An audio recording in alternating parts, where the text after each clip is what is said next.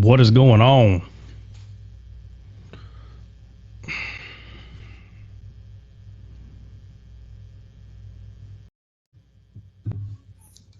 What's up, Charles? Give me just a second.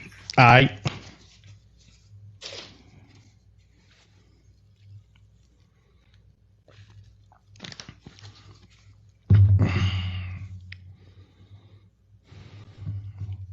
Anthony, what's up, brother? Well, I thought I had my. Guess not. Yeah, we are doing 2-a-days now. 2 or 3 days a week. Probably can't do it every day, but 2 or 3 days a week we are going to. What's up, buddy? 4 o'clock, man. You getting off of work, or you gonna be running through there for a few more hours?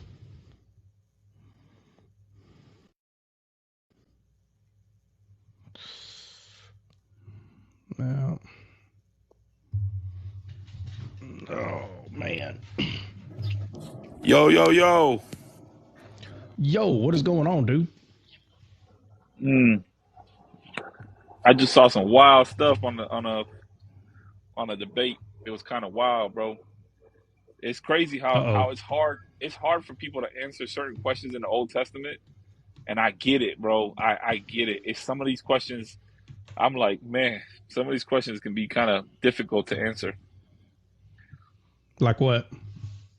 Hold on, let me share the live with a whole bunch of people real quick. Hold on, give me a second. Oh, One, two, okay. 3, 4, 5, 6, 7, 8, 9, 10, 11, 12, 13, 14, and 15. Oh, I already have 15. Okay.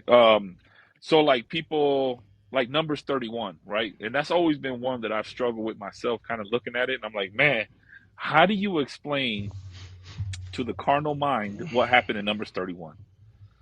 And you can't really explain it carnally, right? But it did happen. But how do you explain the this side of the house, like this side of the river? I'm gonna start calling it the river. How do you explain it on this side of the river when people are on that side of the river? You know? Yeah. Was that a topic today or what? Yeah, it was a topic. One of the top polemists in in these realms of apologetics and debating and stuff like that. That was one of the things that they brought up, and they just keep saying it's the righteousness of God, which is not the wrong answer, but it has to be more than that. But then it just shows me like people probably I don't know, probably don't see like all the shadows or something, because it's Moses and Mm. Eleazar, and then it talks about Yep. how Moses brought this is a regular topic, right? And Moses brought like all the they saved like all the women and the children, and then when Moses saw him, he's like, what the heck are you guys doing? You saved all the women and you saved all the kids, and then he Yep. unalived all the boys, and then Yep. he unalived any women that were not virgins, Yeah. right? So Mm-hmm. in the carnal mind, the way that I would explain it to the carnal mind is like, bro, how do you keep a generation going? Like Midian means strife, it means contention, right? Yeah. And you're talking about getting rid of contention. You're talking about getting rid of the carnal mind, getting rid of the separation. Not to mention the Midianites had like 400 years of complete, utter disobedience to God, and they were evil people. Yeah. Mm-hmm. Yep. Yeah, I think people forget to say that it's a shadow of something to come, because it was a shadow of the spirit burning and destroying everything. And so these people were unsaved people. They were not saved people, they're unsaved. And so when someone's asking questions about things like this in the Old Testament, you have to and I do this all the time, you have to start in a garden to see where the disagreement is, because I'm telling you, it's usually in the garden. And then once the disagreement is pointed out, like, okay, so we already disagree in the garden, and you want to argue about numbers. So at that point, then I don't go through there with them at Numbers, because they're trying to learn algebra and they're having an issue with fundamentals of math. And that's the problem. So it doesn't matter what you say to them. It's not going to make any sense, because through fundamentals, they don't understand the basics. And so, the quicker, that a person realizes that, the less arguments and debates you'll have, because you see what the real problem is. The problem is they're not seeing what happened in the garden. If they are seeing what happened in the garden, then you say, okay, so are these people God's people or not? And they're going to have to say no. And you say, okay, so is their spirit dead or alive? It's dead. So that's not what God created. And that's why it becomes an issue, because this constant lie that God created everybody, that's not true. That's not true. Everybody that fell under Adam, they don't have the image and likeness of God. Adam did. And so everyone is saying, oh, well, they're humans. Yeah, but they're not the humans that God created. They're missing a huge point. God did not create these people. He didn't create them. When you're born again, you become created in the image and likeness of God, not before, when you become born again. So because that is not understood, then there'll always be debates and arguments and it's never ending. But that's the issue. So the virgins will represent like purity still amongst those people, or a chance of survival or something? Well, it represents undefiledness. Right. That's what it represents. Right. Exactly. Undefiled. Yeah. Mm-hmm. Because if they bear a man, a baby into this world, not only are they defiled, but so is their offspring. Yeah. So, but that's the thing. I understand that. I see it that way. But how do you explain that?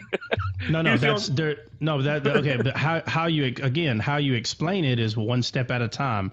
It's no different than math. If someone is asking about algebra and you're like, okay, what's 1 + 1? And they go 72.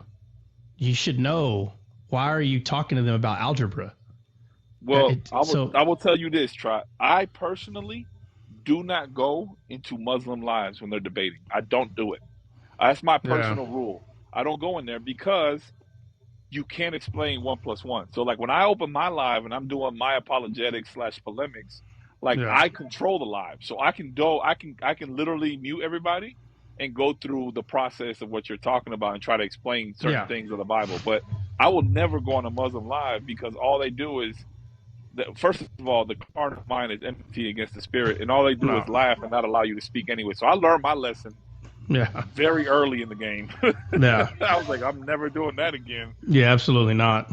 Yeah. These guys were saying Jesus lied, bro. The very first Muslim live I went on, I didn't know nobody, by the way. I was like brand new on live, and I was scrolling through lives, and I hear this guy saying Jesus was a liar, and I'm like, what? I was like, how did you get to that conclusion?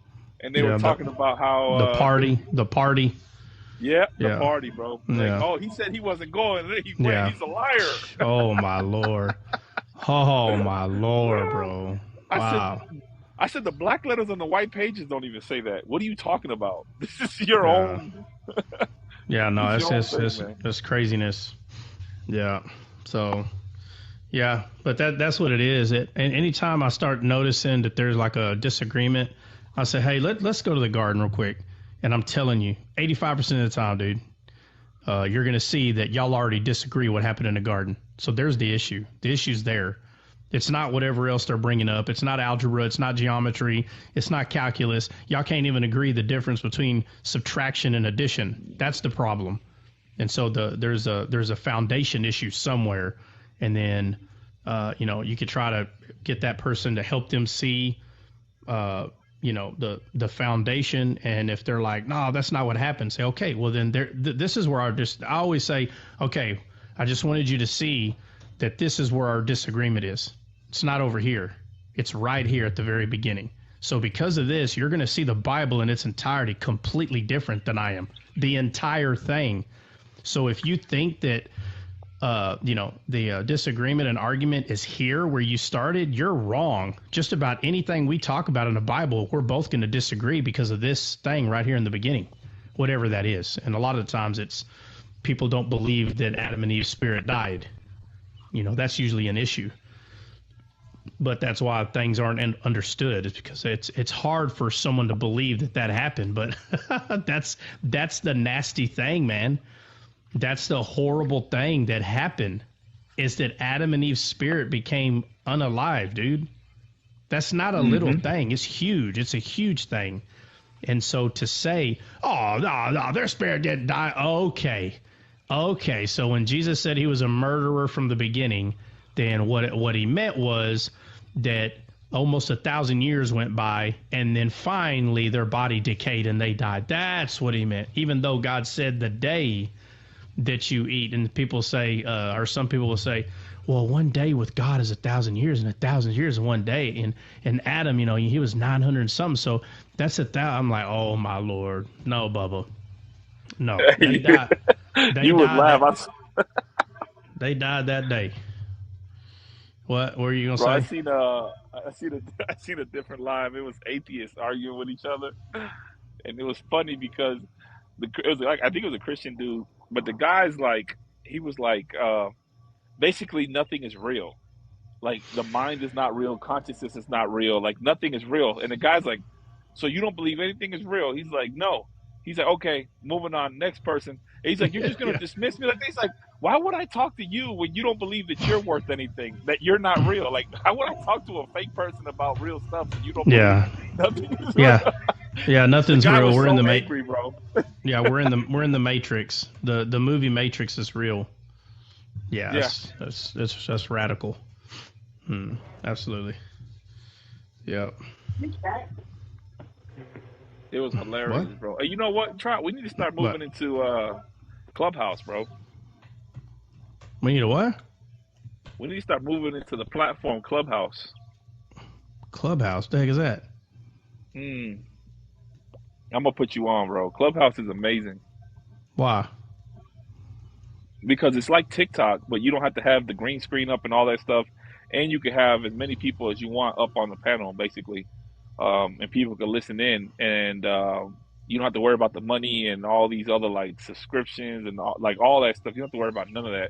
It's strictly about, like, Elon must be on there like a lot of times doing his thing, and people he be having like 1 million people in one of his rooms at one time. Like, it's insane. What platform makes that? Clubhouse. I believe Clubhouse is American too. That's another good thing. We don't have to worry about unaliving and all the words that we have to. Yeah. Like, we don't have to worry about. There is no banning. You don't get banned on Clubhouse. Like, you can literally say whatever you want. It's really. It was. I mean, I was on it a lot before TikTok became something. And there was a lot of Christian brothers on there. We used to do a lot of Bible studies together and stuff. But I see a lot of people going back. Oh, so that was before TikTok. Oh yeah, it was exclusive. When it became open to everybody, that's when I left. But at one point it was exclusive, so it was only by invite only, and each person only got 2 invitations. So that means that whoever was on there was invited by somebody. So it was like very exclusive in that sense. So you didn't have like a whole bunch of like weirdos on there, and like, like TikTok has a bunch of horrorists, if you know what I mean. There's a lot of those guys on here. They come from everywhere. They come on your live. They ban your live, and they say you said the R word. Like, okay, it's literally free speech, so you can say whatever you want. You don't have to worry about being like kicked off or something ridiculous. Oh well, yeah, they definitely do that on TikTok. That's for sure. You say something about mental illness, as a you could be talking about yourself. Say, man, I had a mental illness issue right there. And they're like, get him out of here. Hey, I'm surprised neither one of us got hit yesterday for using the M word for little people. I've gotten hit for that. Oh, we did? I said it? We both said it. Remember when I told you were one of those because you were sitting in that chair and you was like, you're stupid. You going to tell your dad that I'm an M word. And I was like, uh-oh. After we both said it, I was like, I thought you said Oompa Loompa. No, that was somebody else said that. I said when I was talking to my dad, I said, yeah, it's Trot's the M word, and he was like, he started cracking up. He's like, you're stupid. You said I was you said the same thing. I was like, oh my Lord, we're about to both get hit. They're about to kick us out of here. Yeah. Huh. What is Yeah. up, guys? What's up, buddy? How's it going? It's going amazing, man. How's That's your day good. going? Pretty good. Yeah. Hey, so Pretty I go chill. outside. I go outside earlier. It was Yeah. probably, I don't know. It's probably, let me see, probably 11:30, noon, somewhere around there. And I go out. I'm out there, and I put fuel in my zero turn. I'm like, oh yeah, I just aired it off. It's all clean, and I'm like, yeah, I'm about to go mow the grass. Boy, I mean, do what? What is that? Nothing. Oh, anyway, and I'm out there. I'm about to mow the grass, dude. I'm like, man, life is good. All right, about to go mow this grass. It cost me like $10 just to mow the acreage I have out here every time I mow it. And I get out there, and so our ditch is connected to our neighbor. It's pretty long. It's almost a football field long. Anyway, so I always start on the fence line, on our fence line, and I mow from mine all the way to his side.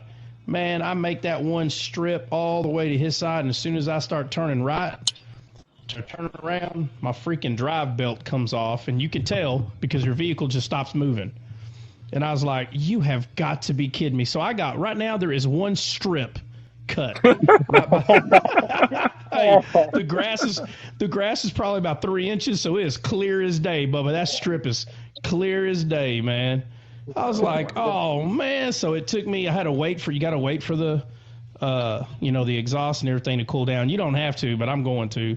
So I'll wait for it to cool down, and I go out there and got to go hop in my side-by-side and freaking pull this sucker. I'm down the street. Boy, I look like I'm from Texas for real, but I'm pulling this zero turn with the side-by-side. I got a wretched strap holding that sucker together, and that thing's just on neutral. I pull that thing all the way over here to the property. I park it. Anyway, so I get out there. It finally cooled down. I get out there. I take the belt off, and the belt is almost completely cut in half. And I'm like, what in the world?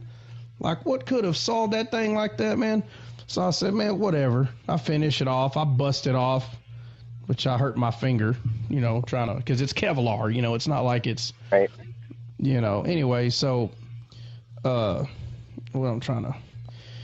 I take it to the parts store down there, and I'm like, well, it's like, let me see if I can find, man, it took me about 30 minutes to find the right one.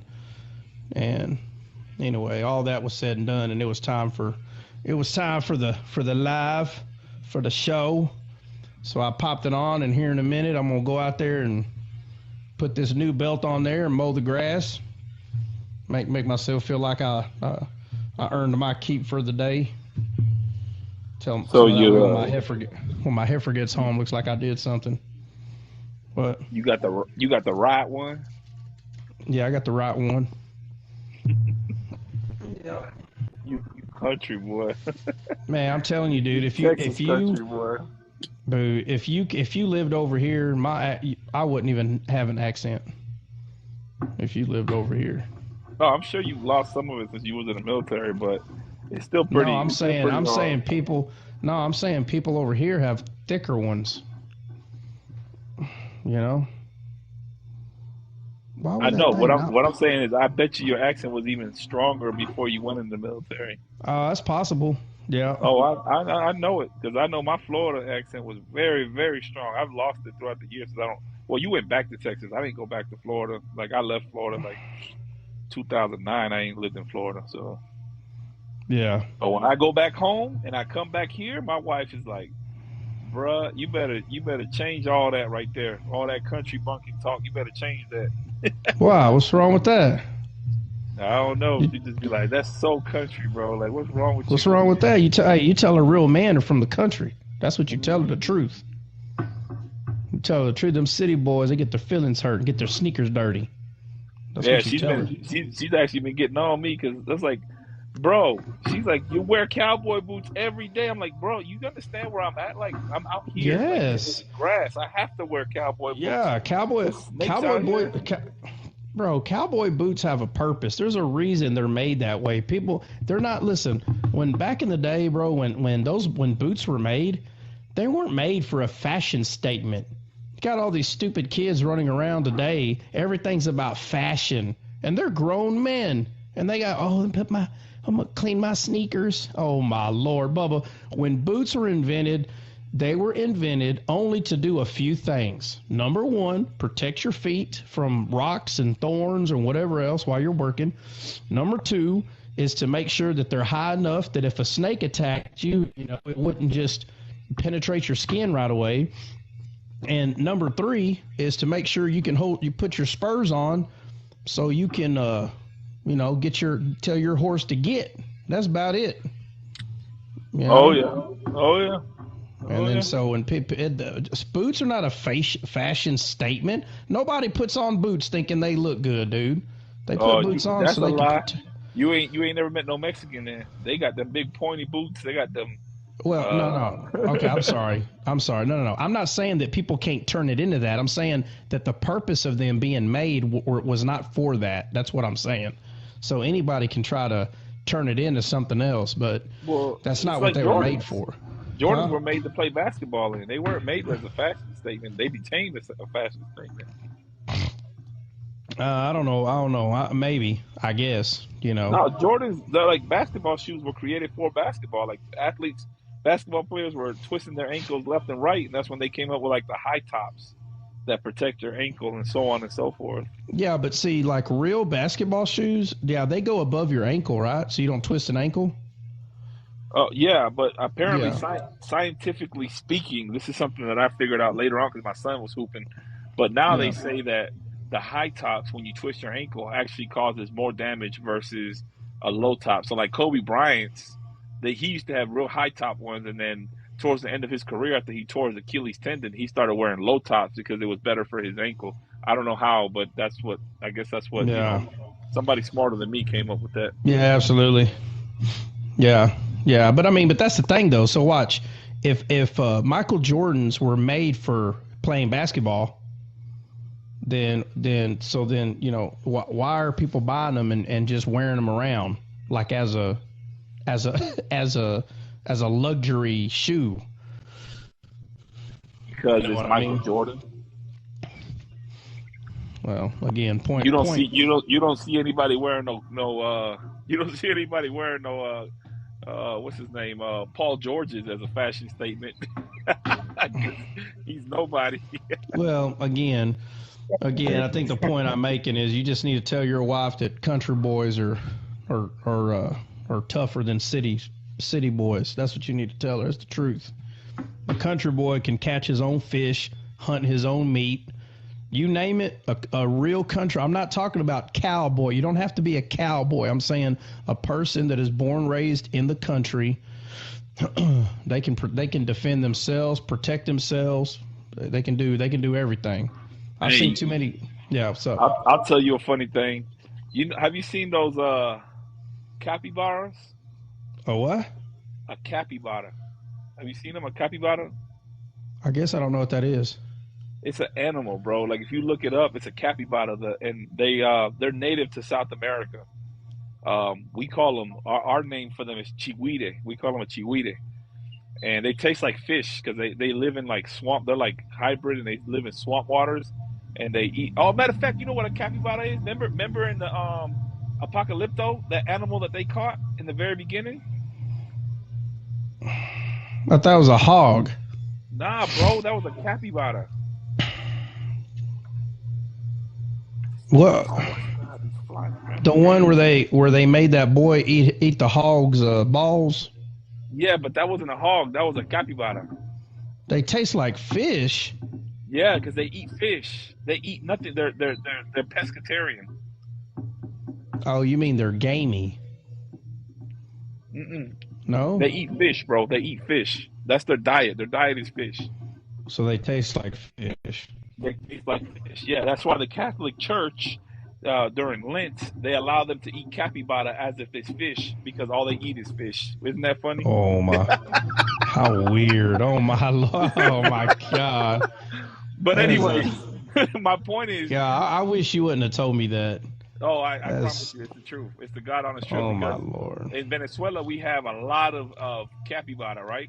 But they're not. You're not allowed to hunt them. You're not allowed to hunt them unless it is the week of Lent. You know, Venezuela's a Catholic Bull country, crap. right? Bull crap. Hey, it's coming straight for me. I had to defend myself. Well, the point is, in Yeah. Venezuela, you're not allowed to hunt those because they're like they don't want them to go because they taste delicious. Like people love them; they taste really, really good. So in Venezuela, you can only hunt them during the week of Lent. That's the only time you won't get in trouble.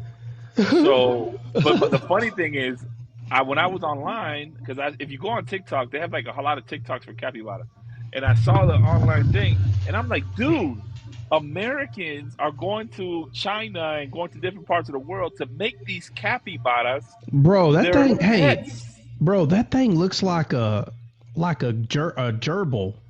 It's a But rat. bigger. It's a big old rat. Yeah, it's a big old rat. It's a big And old they guinea pig is what it is. Yeah, a guinea pig. That's what it is, bro. And they Yeah. taste like fish. Yeah, because they eat fish. All they eat is fish. So they live in like El Rio Orinoco and things like that. Like that's where they live in swamplands and they eat the fish. That's what they hunt. That's what they eat. But in That's America, bro, they started turning them things into pets. And I showed my cousin. Hey, we turn everything into pets, bro. So my cousin, he lives in Venezuela. He lives in the country. Like my family's real country in Venezuela. Yeah. So I sent it to him, right? And I said, bro, check this out. And he was when I tell you he started crying laughing, he's like, you Americans are stupid. Oh, we make like, bro, hey, we like, America, pets? bro, we make everything pets. Have you heard of the people? Have you heard of the people? Have you heard of the people that? Huh? That's CJ. You got to mute. Oh, hey, have you heard of the people that like they started making chimpanzees their pets, and then they ended up attacking them and like unaliving them? Yeah, Americans again. Yeah, well, that's why I'm bringing it up. I'm saying Americans make, like, why in the world would you make a chimpanzee? That's how you know that you have way too much time on your hands, that you're going to sit there and make a chimpanzee your pet, knowing that those things at any point can attack you. Like, and again, most people that do that, who is it that does it? The people that do it are the ones that think we came from monkeys to begin with. Right. So they're like, well, God, look how big that thing is. Oh yeah. Oh my Lord. My cousin, bro, when he saw that, I showed it to him. I said they sell them for $3,000 to $6,000. He's like, what? You guys turn chickens into $6,000? They're like chickens around here, man. What's wrong? He's like, I'm gonna get a container full of them things. I'm gonna send them to you over there, cuz, so you can sell them. Yeah. Hey, Dre. Hey, Dre. Yeah. In the chat, Lori said she's looking for descaled on YouTube. Bro, we need to make a descaled YouTube, man. I'll do that today. We need to do that. I'm gonna have to start uploading those videos literally this week. Bro, you know they erase after 7 days, right? Oh my Lord. Are you serious? Yeah, I'm dead serious. It's a time limit to them. They're not like they're not there. Why? Bro, oh, that's why Lord. I told you. We probably. I'm telling you. I know you don't want to hear this, but I think we should start doing one. When we do 2 a days, we should do another one on Clubhouse and start getting people. It's a whole different realm of people out there. Plus the people that already follow us will go over there. And they automatically download and record. Those are easy to download and record because they're all audio. And they download very, very pretty, bro. So you don't have like, you'll see when you start downloading, it's horrible, bro. Like some of it like doesn't show up. You don't know who's talking. It's bad, bro. But Clubhouse is actually really good, man. I think you should download you should do a profile and just check it out one time. And we can do our own room, bro. We do our own room. We do our own thing. We let up who we want to let up. And it's the same process, but it's a whole nother genre of people as well. Well, somebody put bye-bye. It's like, all right, well, hello. Somebody put bye-bye. Like, all right. Bye-bye then. Yeah, I don't know. I'll think about it, I guess. I'm telling you, it's good, bro. That Discord is good too. Like Discord is real good for all our information. That's why I've been trying to store By the way, I owe these guys the captains and the addresses, but the problem is I don't have my iPad, so I wrote everything out on a piece of paper as we were going through the study. So now I have to type all that stuff up, and I've been too lazy to do it. You owe who what? The people, all the followers from Descaled, I put like the addresses and the website. I mean, the addresses and like the Bible studies. Like I try to write out as much as I can, and I was trying to upload it up to the Discord server so they can have all that information and go back to it. Right. Well, what do you say? Y'all have any recommendations for a good tea place? Oh, Aaron with his jokes. I think Aaron and Jordan are brothers, bro. That's what I think. Like they have like the similar like phrases and comebacks and jokes. Yeah, their jokes. Yeah, their cracks are all the same almost. Yeah. I ain't see Jordan here yet. He probably working or something. Yeah, but Benny in here? Benny's not in here, is he? Let me see. What in the heck? My son is coming out of nowhere, bro. Coming out of nowhere? He was taking a nap. He came out the back door. He's coming around the front. What's up, buddy? What are you doing? Come here. He said, I know you were going live, Dad. I'm going to support. No, he out here. If I would open my camera up, bro, the man got cowboy boots on and dun-dun-duns on. That's it. Well, that's how he rolling. Yep. He said that's how he's going to roll. Come inside. It's about to start raining. Come in here. Uh-oh. Here, I'm going to go inside with you. You can watch TV in the living room, okay? Hey, Jessica, how's that Strong's Concordance working out for you? Have you been able to play with it yet?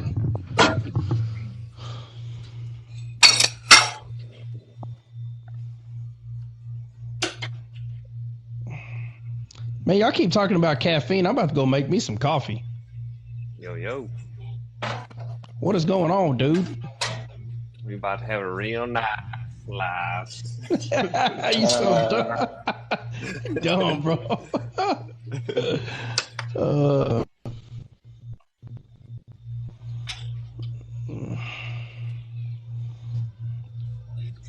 Why is it so glitchy? I don't know. I don't see any glitch. Maybe you got that that trot Wi-Fi. Yeah. I have any glitchy. Who said it was glitchy? No, mine's not. Apple cinnamon iced tea. What the heck is that? What is it? Apple cinnamon ice. What'd you say? Apple cinnamon iced tea. Try it. Looks like you need to go drink a C4 or something, bro. You falling asleep over there. I better not. I hear do you got like a fan going in the background? It's just like boom, boom, boom, boom. That's his regular microphone, bro. Oh dang. Well, what are y'all hearing? Just like this. Hold on, let me see. Oh no, that's my mini refrigerator. Mini? Dang, that thing is loud, bro. You got is it? Hold up. in that thing? Hold up.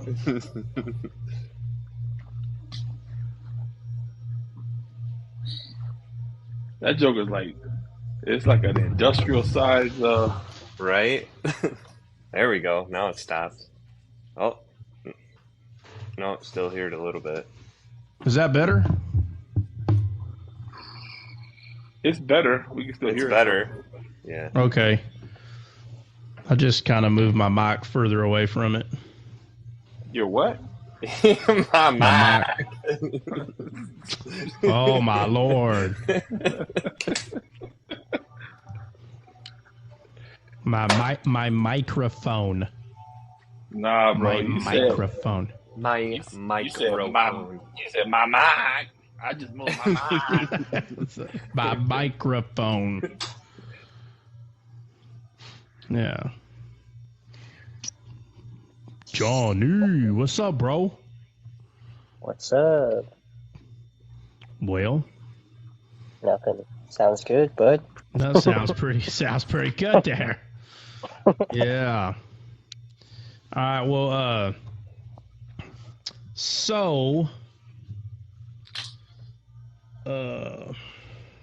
What we jumping on? man, we can jump on just about anything y'all want to. Let's see if somebody got something. Well, Ezekiel chapter 1. Oh, better not. No, we ain't doing no Ezekiel chapter 1.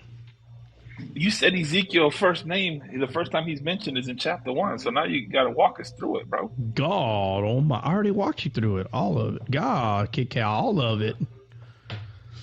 Oh. All right, so let's do. Hey, you know, we could probably have fun with some like Psalms or some Proverbs. We could probably have some fun with some of that, dude. Look at some of the stuff that David wrote. Man, all kinds of fun in there. I like Let's do Proverbs. Songs of Solomon. We can do that too. I ain't doing no tripping. I've never heard a breakdown of Song of Solomon. So. Oh man, let's do it then. Let's go to 5. I think 5 is my favorite. Let me see. Yeah, Songs of Solomon is cool, man. Yeah, I don't think we're going to do there. I think we're predestined to read it because Yeah. I walk by. That's right. Seriously, I walk by the table and my wife got here. has her Bible open to the Song of Solomon. Hey, Let's go. fishing. Hey, there you go. Day. That's what I'm That's the talking way. Country boy. Show them the way. That's Aaron. Aaron, don't be showing. Hey, don't be showing your kid playing with his Ninja Turtle rod over there, and he ain't catching nothing. He better catch something. Hold on, I'll put on what he caught. Hold on. Oh, he caught some? No, that means Aaron caught like a 5-pounder. He's gonna stick it on his son's hook. He's be like, "Look what he got, boss!" Turn the camera back on. There's the fish. Oh, that's a nice little one. That's a nice largemouth right there. Yes, sir. I'll tell you right now. Never touch it. It's my last one. Yeah, it's like fish in a barrel. This pond's old and lots of fish, so it's good. For them to have fun. Never Fillet eaten that out boy. here, though. Shoot, I'd fuck. I have something, and you don't have to talk about it. I gotta jump off because obviously fishing with the boys, but some contradictions I hear all the time on TikTok, which is interesting, is the Ezekiel new heart, new spirit, but you hear Christian TikTok all the time saying your heart is deceitfully wicked, and Yeah. that's and I hear people that that. So I was wondering if you want to elaborate on that. Yeah, that one's actually, I mean, that one's just real simple. There's 2 hearts in the Bible, the stony heart and the heart of flesh, right? And even in Ezekiel, it says, I'll remove your stony heart and replace it with the heart of flesh. So if a person has not had their heart replaced, then yes, their heart is evil and wicked, 100%, because they haven't been born of God. They're not born again. But when you're born again, God removes that stony heart and replaces it with his heart, which means now your heart is good ground. It's good soil. It'll take seed. And so that heart is not wicked. So that right there just makes it very simple. So our flesh is not our heart. Our heart has been replaced. So we don't have 2 hearts inside of us. You either have the stony heart or the heart of flesh, period, the end. So the heart that's wicked is the stony heart. But if that's been replaced, how can that person still have a wicked heart if they got God's heart living in them? So that's like would you say that's like some type of bondage or something to think that, or like a this goes like 2 chains. Yeah, this goes all the way back to us being saved right? Being saved from the law, which is the stone, which is the stony heart.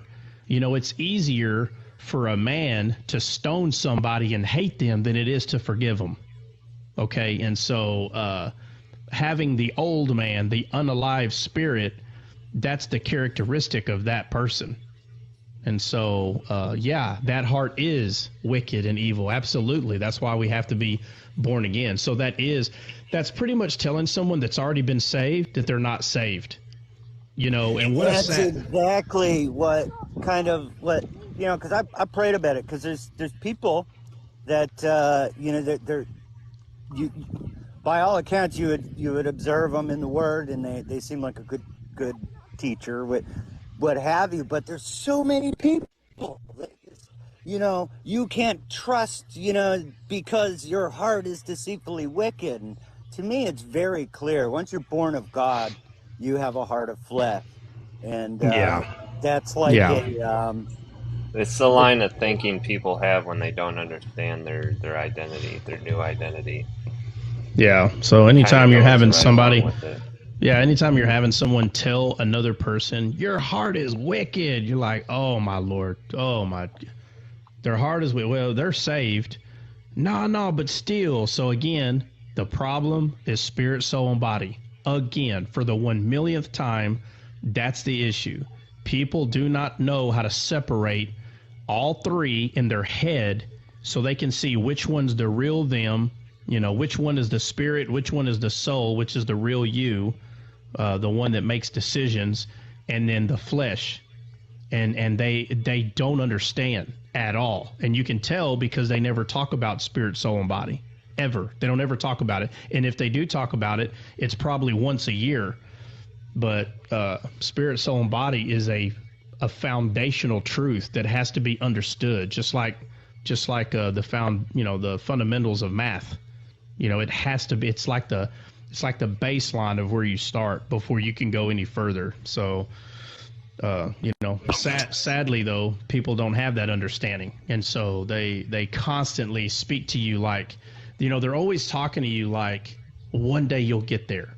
If you pay real close attention to them, they'll just their attitude, their demeanor is, one day you'll get there. Bro, they could be preaching to you for 20 years and one day you'll get there. One day you'll get there. And it sounds right at first.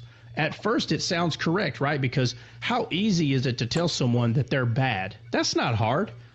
Bro, an atheist person that doesn't even believe in God knows that there's bad people, and so they act like it's such a hard thing to see. Yeah, like it's so hard to say, you know what, one day you'll get there, and you're like, you know what? You're like, well, you know what, man? You're so right. I'm a bad person. One day I am going to get there. You know what, Lord? Right now, I pray. I can't wait for the day. And 20 years go by, and they're still praying to get there. Hey, you brand new Christian. Lord, dude. It's not about how hard you get. Yeah. Oh, and God, I pray right here, right now, Bubba. Yeah. You dumb, bro. Oh, that's where guys like, oh, wait a minute, that's trot. I hear you in the back, trot. I hear you. Out of everybody, I can hear it. Yeah. You know, but the truth is, you're supposed to tell people what God has already done for them. Not one day you'll get there. One day you'll get, no, he's already done it. You just need to receive. And it's real sad when the person is constantly telling people one day, and then it's sad because they're like, you're right, one day. And so they come into the church, cry their tears out, and they leave the same. Nothing's changed, right? Because one day they'll stop sinning. One day. And it's like, bro, no, that day will never come because you're looking at it wrong. You're already right in God's eyes. God is not angry with you any longer, okay? Because the mediator, who is Christ, has already came. The promise has been fulfilled. The promise came. The promise already done. What was prophesied that the promise was going to do, it's already happened. Therefore, you already got it. Whatever it is people are saying you don't have, you already got it. Matter of fact, you've had it for several years. You just haven't received it yet. But you got it already, nonetheless, 100%. Or I wish there was a way to get so many people to understand that they're in the Word, they pray, but this whole and I'll call it my masterpiece said, the identity of like you that combined with it is finished, you already got it, you just haven't received it. Yeah. I feel like there's so many people that are in chains to the old identity, the old heart, and thinking, like you said, that someday, and you're right, it never. Yeah. Tomorrow. It'll never happen. Yeah, it'll never happen because it's kind of like staring at a tree and saying, all right, tree, one day you're going to throw that apple at me. Bubba, you're going to be there all day waiting for that tree. The whole purpose of a tree is it presents itself to you. You still have to reach out and take it. If you want an apple from a tree, you have to reach out and take it, but it's already presented itself to you. So you have to do your part, which is take it. And if you think you're just going to stand there and be like, all right, tree, go ahead, I'm ready. Throw it at me. All right, I'm ready. You know, I mean, a worm may come and nibble off the branch or make half of the apple rotten before it falls to the ground. But it wasn't the tree that threw it at you. You just let that sucker rot in front of your face. You could have been enjoying it when it was good. So Herman the worm. That's a pretty good metaphor. I might use that. That's I appreciate it. That's something that I see it almost every day, and it's like I'm not a divisive person, so I don't jump on to get in quarrels with anybody, but people that I respect, and they're always, they never say my heart, it's always your heart talking to people, and to me it's made evidently clear. So it's legalism, man. It's legalism. I was religious upbringing. Yeah, buddy. I was saved, literally 100% saved from legalism. And I hate to put it this way, but I mean it was like a miracle, like a drug addict no longer wanting a drug. Like that is how quick it flipped. I had no idea that I was being that way. I didn't know. And when it flipped, I was like, oh my Lord, I get it. I 100% get it, man. So legalism is the sin. Legalism is the thing that is contrary to God's word. That's the issue. All these other issues that the old man taught us to do, those, my friend, sin is not the issue. God is not angry. Christ's sin's already been paid for. That is not the issue. And for anybody to say, oh, well, we can continue to sin. Where in the world? What are you hearing? Sometimes I feel like people are not even in the same conversation. Like, what is it that I'm saying that would make you even ask, hey, so can we sin or what? Like, what? Like, bro, like, what? What are you hearing? And what are you hearing in the conversation? I'm not saying any of that. And they see these weird lawkeeper people, man. They're like, well, yeah, but you're not talking against sin, man. Let's be honest. How much time did Jesus waste talking about Satan? Somebody answer. How much time? He said very little. Right. So pay attention. Pay attention, man. The disciples thought just like lawkeepers. They were focused on the wrong thing, and they said, teach us about Satan. And they all thought they were about to get a bachelor's degree or a master's degree in Satanism teachings, I guess. And, all he said was, he's a liar. That's all he said. So when you talk about sin, where does sin come from? Satan? Why are you talking about Satan so much? Why? Why are you so focused on the, and I'll say it this way just so it can be understood. Why is your life consumed on talking about Satan? Why? Because anytime you say the word sin, you're reflecting on a byproduct of Satan. Yep. Why it's almost like world? It's almost like I see Jesus on a bended knee, and he's like, "Okay, Johnny, I'm waiting for you to come and ask forgiveness again for your sins, so I can forgive you again. I can Well, I release mean, forgiveness to you again."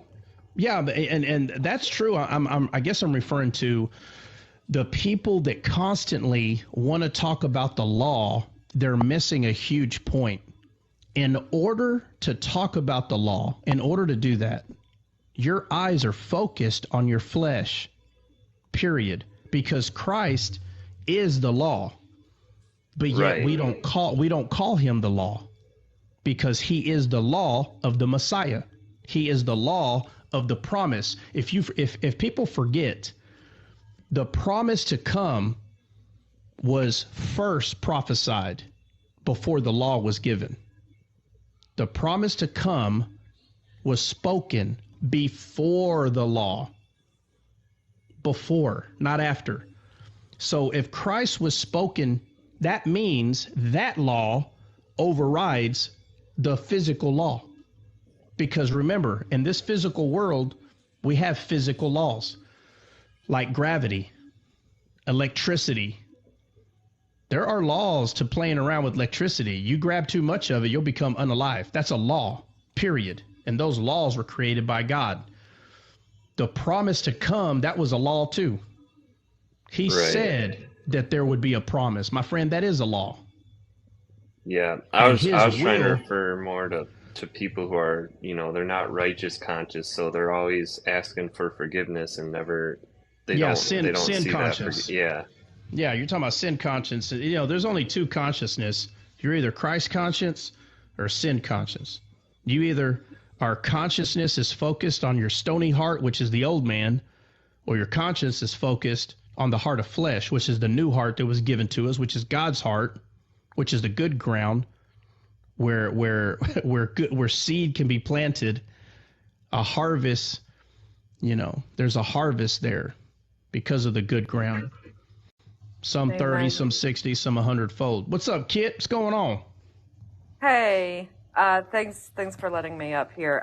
We actually have Agape Love Box that has a question in the comments. So I was just going to ask if you could open your eyes. I know you love to talk with your eyes closed. Oh, here we go. Hold on. Since you, my Lord. Let me see. Let me see if I can find my picture. This is what Drake. This That's so nice. This what Dre says I do. Oh, that's not it. Where's the one? Dre, where's the one where the eyes are closed? Let me see. Did you send it to me or was that through a text or what? I think I sent it to you. Let me see if I got it. Hold on. I can't find it. That picture is funny. Did you find it? Hold on. Oh.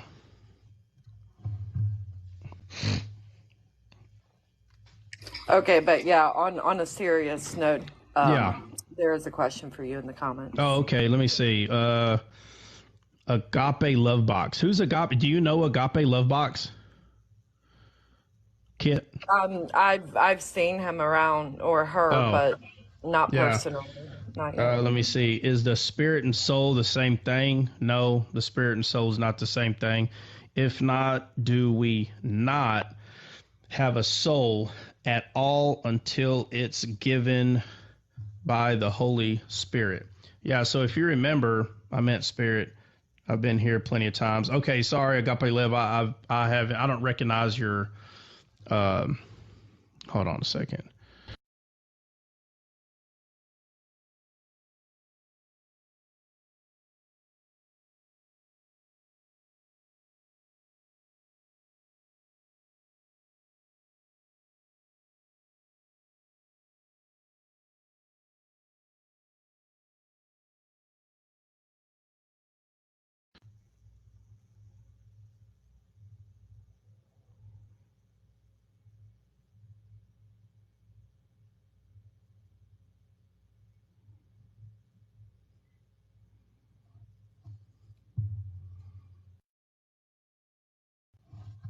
Yeah, that's what Dre says I do when I'm talking in the mic.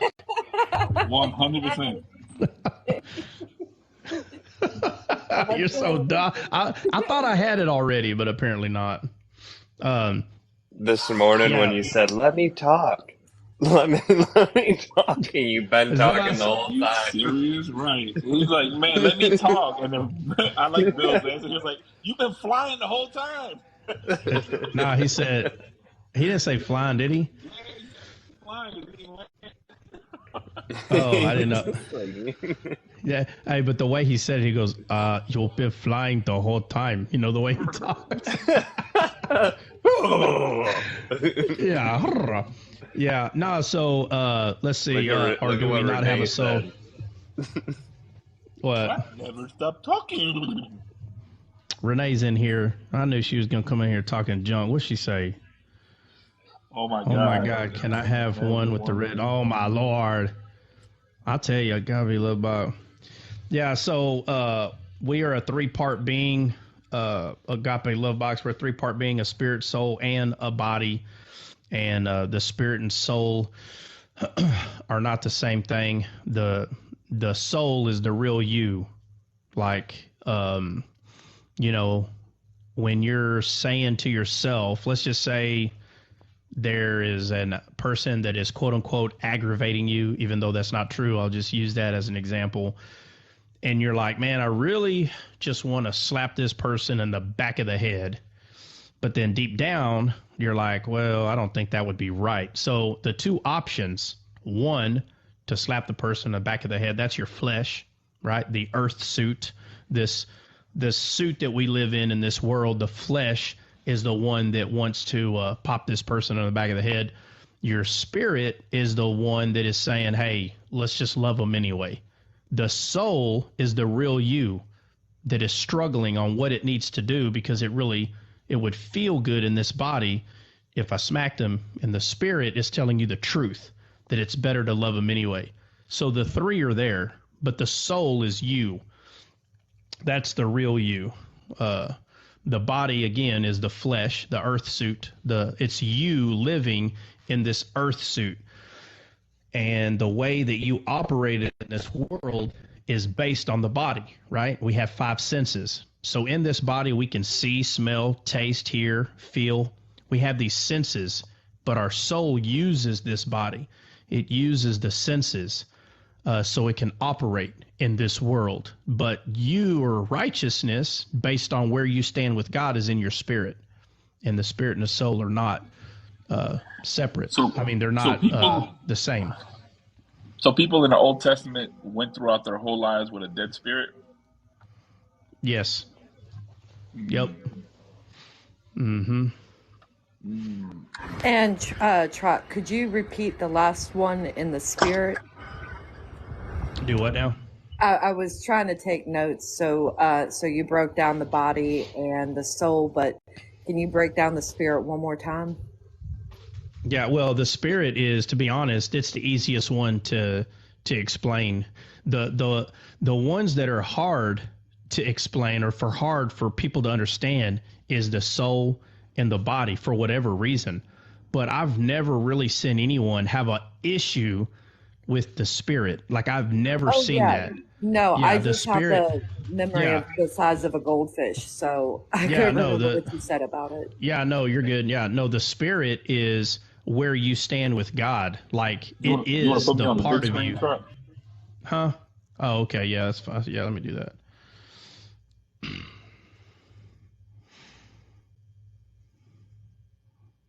I can't read what you got there, though. The bigger one.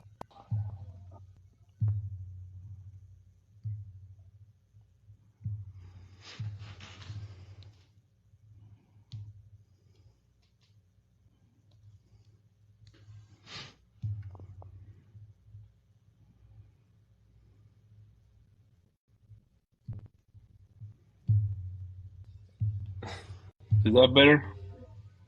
Yeah, a little bit. Like, I don't know about everybody else, but It looks like Baby Yoda is trying to anoint Dre's box right now. God. Hey, I heard somebody on live say that Jesus was using cannabis oil to heal people. He was using what oil? What did you say? Oh, wow. I'm just trying to show you the Most High, El Shaddai. Oh, my goodness. Oh, Yeah. no. Yeah. Let me see.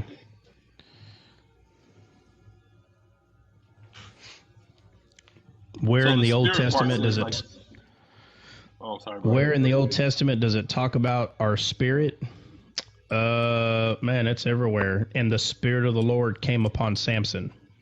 There's one. So in the book of Judges, I mean, that's just one example that popped in my head. But the Spirit of the Lord came upon him, right? Yeah. And you remember And after, yeah, if you pay King attention, Saul.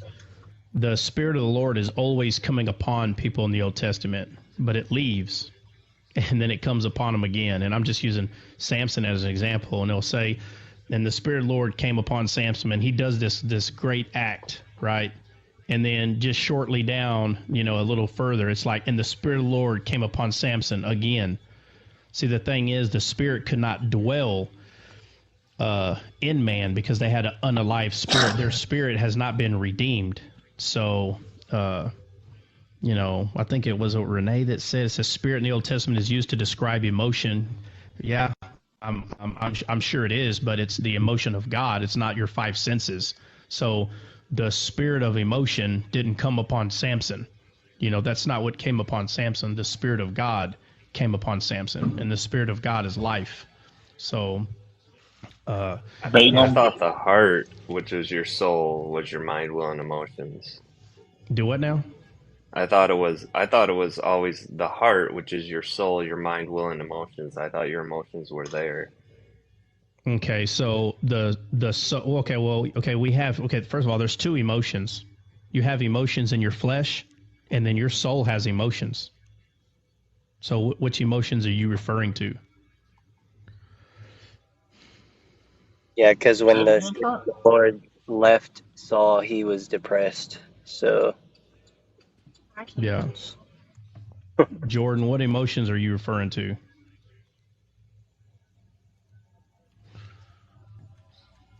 Well, I guess I don't know where the distinction is, because you know how we talk about how people go to a worship service and they feel goosebumps, and that's not your feelings. Well, that's your right? flesh. That's your flesh. Right. So your soul does have emotions, but they're not irrational. And that, again, that's a problem that people are not understanding. So if a person living in this world, right, in this body, if they are used to using irrational feelings and emotions, they believe that their soul has irrational feelings and emotions. But the truth is, our soul's emotions are rational. They're not irrational. They're healthy. They're not unhealthy.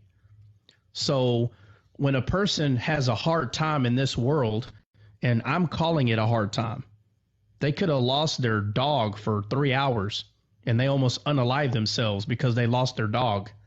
What I'm saying is your flesh will irrationally allow your emotions to take over a truth. That's what I'm saying about the emotions in your physical body. So our soul has emotions, but they're not irrational. If something seems hard, your soul, and again, I'm saying with the Spirit living in you, your soul is not what's having irrational outburst of emotions. It's your flesh. They're not the same, right? The flesh says to worry. The Spirit says, fear not. So does the Spirit understand fear if it's telling you to fear not? It understands it, but it's irrational to act those things out because it's your flesh that is telling you to have fear. So, but in this world, we have to use our five senses. If I'm in my bed at night and my fire alarm goes off, I'm going to need to smell fire. I need to hear my alarm. So it's not wrong for us to use the five senses in this earth suit. There's nothing wrong with that. We need them to survive in certain instances. But again, if somebody spills a cup of milk on the floor and it's a 30-year-old adult and they fall down on the ground and start kicking their feet and crying, you would not say that something's wrong with them to express such feelings and emotions over a cup of milk. This is the difference between emotions of the flesh that get you all stirred up and make you believe something that's not true, that it's so bad that a cup of milk was spilt that you have to fall on the ground like a $2 suitcase and just completely fall apart. You can't hold yourself together, when throughout the Bible, Jesus is constantly saying, fear not, constantly. But yet our flesh says, no, you need to fear. So not to understand that your flesh has its own will and its own emotions, not to understand that is a huge issue, because God does not fall apart like a $2 suitcase when things don't go his way. And so with that being said, we were made in his image and in his likeness, and it's the flesh that wants to fall apart because things aren't going perfectly. So is the soul and the heart the same in the Old Testament? Is the soul and the heart the same? In the Old Testament, when we're talking about the heart, out of the abundance of the mouth speaks, is it talking about the emotions of the soul, or the emotions? Again, if a person is not born again, they have to go. Right. So in the Old Testament, nobody's born again. So the option of God's heart living in someone is not an option in the Old Testament. So the only thing that's there in the person is a unalive spirit, and that unalive spirit taught the soul the wrong way, not the right way. And so when you become born again, you don't have an unalive spirit. You have a spirit of life. And now we have to renew our mind to that truth. We have to understand that, I'm not supposed to fall apart like a $2 suitcase. Something don't go my way. Okay. I get it. I'm not supposed to live in fear. And so, when people start saying, when they start talking about the spirit and soul in the Old Testament, it's like, what? It's so easy to discuss that. It's like, well, in the Old Testament, the spirit this and the soul that. And it's like, bro, first off, everybody was unalived in the spirit in the Old Testament. Like, to even compare us to people in the Old Testament, that doesn't even make any sense to do that. It makes no sense whatsoever. Right. So in the Old Testament, people fell apart like a $2 suitcase, and then in the New Testament, we fall apart like a $5 suitcase. Yes, right. Yeah, it's a more expensive suitcase. Yes.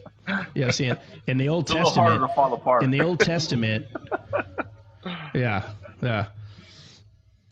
I can't get the adult that's on the ground crying and throwing a tantrum over spilled milk. I can't get that out of my head. Yeah, and and you have to see it that way, because something has to be able to show you that there is a point that is crossing the line when it comes to emotions. So, you have to show them what, everybody has their own line. Everybody does. A very mature person, and I'm not kidding when I say this, there are people that if they disagree with you, they don't ever yell, ever. They don't yell. Like me, if me and my wife have a disagreement, I'm not yelling. I just tell her, I disagree. That's it. I don't have to yell. I have a natural loud voice. So there's plenty of times where she's like, okay, well, you're being kind of loud. I'm like, okay, well, I got a natural loud voice. I mean, sometimes I'll just go outside and talk. I'm like, hey, can you hear me? She's like, yeah. It's like, all right. Like, I'm not even trying to be loud, and I'm just naturally loud. Now, on the other side, there are people that they have to yell to get their point across. They have to scream and they have to yell, and you don't have to scream. You don't have to yell. That's not true. Now, if you were an infantryman, or you were in the military and you trained a bunch of privates every day, all day, and I hate to say this, but they make you yell at them. So I can understand if you came back to the civilian world and just kind of got the spirit of Yale on you, you know.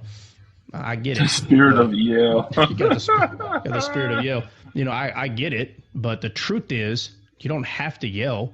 It's okay to disagree. You know, what's wrong with disagreeing? Nothing wrong with that. You know, it's healthy to disagree. You know, somebody's wrong, obviously, right? Like if somebody says that a pen is blue and someone else is like, that's actually a purple, and then you go find the package and it's more purple than blue, then okay, there's nothing wrong.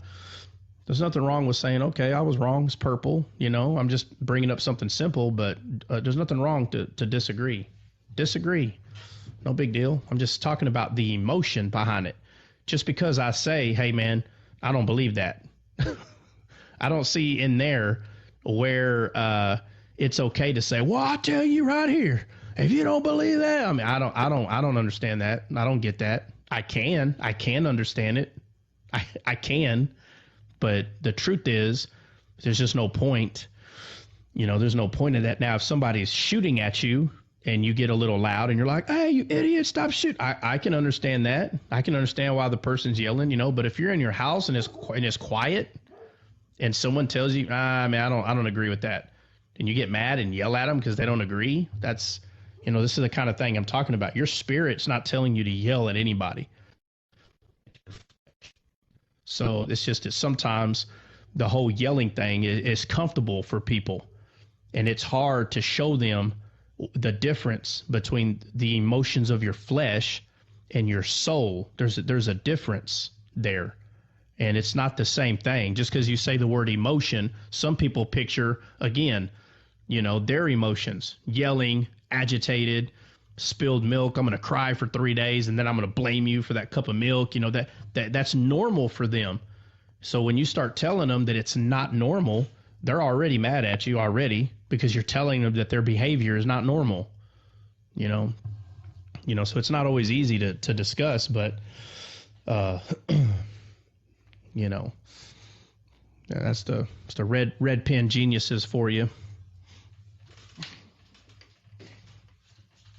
But yeah, so spirit, soul, and body is, you know, and there's a couple of verses, but one of them that's very specific that says your whole spirit, soul, and body. Matter of fact, where is that? I don't know where it's at off the top of my head.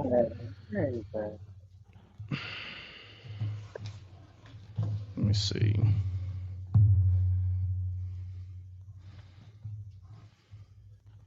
And I think, didn't we go over soul and body in the Old Testament? Not in the Old Testament. I know we went in the New Testament. I don't think we really touched on the Old Testament with that particular subject. I know we did on here. I think we were talking.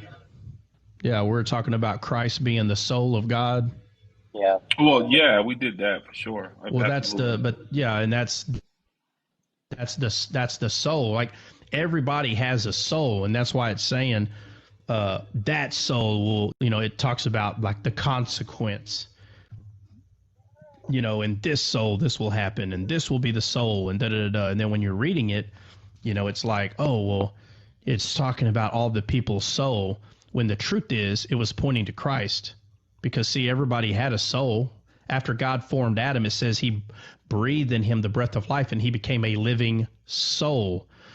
That's what he became, a living soul. But Christ is the tree of life, and he was supposed to eat from that tree. So here's another misconception, right? So you see, Adam receives the breath of God, and it says he becomes a living soul. That's what it said. So let me ask you this. If Adam had a body, and then God breathed in him and he became a living soul, so now it's a body and soul, what would happen if he ate from the tree of life? Spirit. He would be alive. Exactly. So the fact that people don't see spirit, soul, and body right there, the problem is your eyesight. It's not because you need more books. It's not because you need to understand the Hebrew. You're missing context of the whole Bible. That's the problem. You're missing context, and you don't like it. You're mad, and I get it, but don't be mad at me. Okay? You claim you have the Spirit, then you need to interpret the Bible properly, right? Because arguing with me or arguing with someone else because you're not seeing something, that doesn't make any sense. You need to go pray to God and tell him to descale you and open your eyes so you can stop arguing about things that are true. It's 100% true. God formed man. Okay, so something's there. And then he breathed in him. He became a living soul. And then the tree of life is Christ, whether you like it or not. And if he's not eating of Christ, then he can't live forever. Period. Period. The end. If you don't eat of my flesh, you will never have everlasting life. Period. That's anyone that eats of him, including the first Adam. Including the first Adam, whether you like it or not. So spirit, soul, and body is everywhere in the Old Testament. And if you're just one of them people that says, no, show me a scripture, my friend, the fact that you're not seeing parables in the Old Testament right there proves that there's an issue with your eyesight, and you're no different than an Islamic believer. You're trying to find life in scripture without Christ, and it's never going to happen. You're not going to find life. All you're going to find is arguments, disagreeing, telling people that's not what that means, that not what that. Yes, 100%. That is exactly what that means. Jesus is life. He is the tree of life. There is no other. There's only one way to enter into eternity, and it's through Christ. And if Adam and Eve did not eat of them, and we know that they did not, because God said that he's taken them out of the garden, because if they do eat, that they'll live in their fallen state forever. That's what he's pretty much, I'm paraphrasing, but that's what he said, which means they have not already eaten. That's evidently clear. And so it's actually real important to understand that Adam was formed, so there's something already there.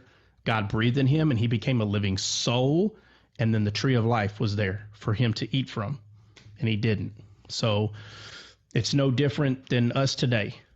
The tree of life came. The tree of life said, verily, verily, I say unto you, unless you eat of my flesh. Why? Because he's a tree that has flesh, fruits of a flesh, fruits of the Spirit, which are his words. And if you don't eat of them, meaning if you don't believe what he says, then you cannot have everlasting life. And that is how our spirit becomes revived. It became revived through him. That's how it revived. So let me see if I can find that verse. 1 Thessalonians 5:23. Yeah, that sounds right. Can you read it? Yeah. You got the King James version, or you got one of those other versions? I have a Bible. Okay, you got a Bible. Okay, cool. Yeah, read the Bible.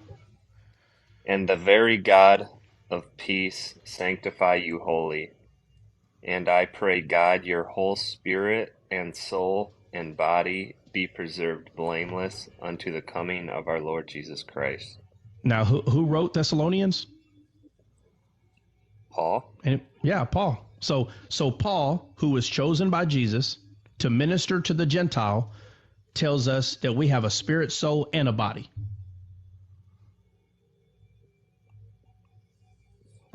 I don't know how many more verses you need. Trust me when I tell you. That one right there is actually all you need. If you need anything more than that, you need to go study the Old Testament. And the Old Testament will show you that continuously. So,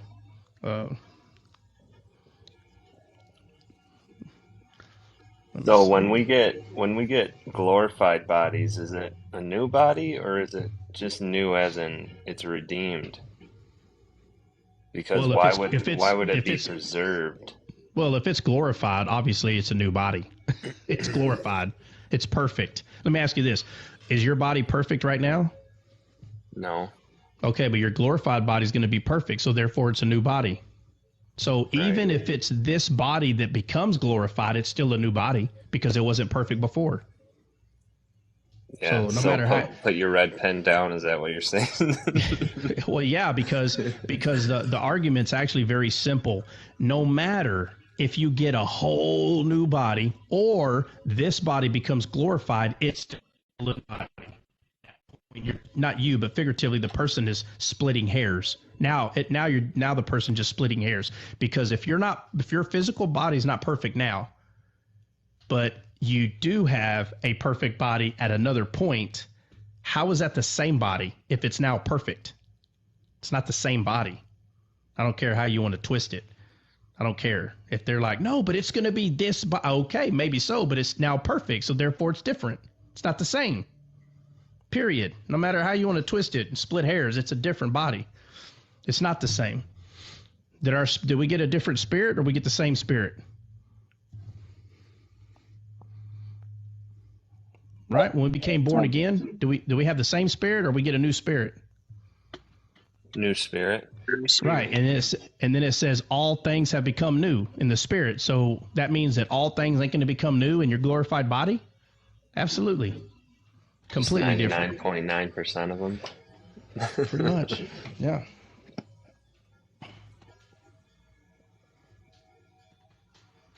If the What body is is this? perfect and the spirit is perfect, then there will be no more sin. Hold on, let me see. I was typing but heard the whole say, don't come here to argue.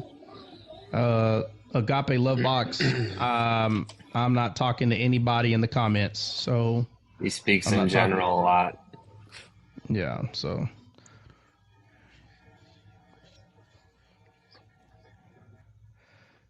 Oh, I don't care. She says you are still the same yesterday, today, and forever. What? I don't know what that person's talking about.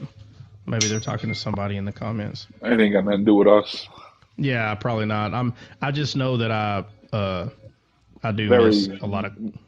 you know, that you just open your eyes randomly. Yeah. Every so often. I'm just He's staring not into space. concentrating on the force. Why is you Yeah. up? Yeah. There I am. I'm like that right there. Da da da da. Yeah. Let me see. Your glorified body gonna be real nice. It's gonna be. It's gonna be real nice. Yeah, it is. Absolutely. Yeah. Yep. Yeah, that was a Hey, Agape Dre. Love Box. That's that. Hey, so what are the stones that will preach the gospel if we stay silent? Random question.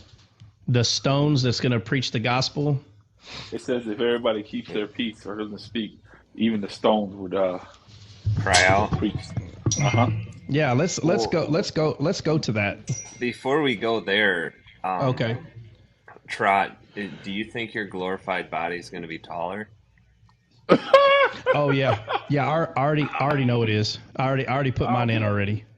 Hey man, you gotta give me a heads up before you say stuff like that, bro. Yeah, man.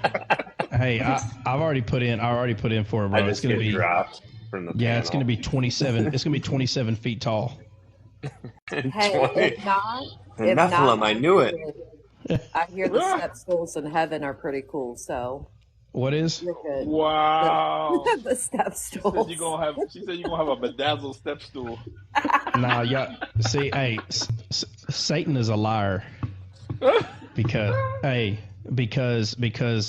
Jesus already said that our tears will be wiped away. So y'all are lying.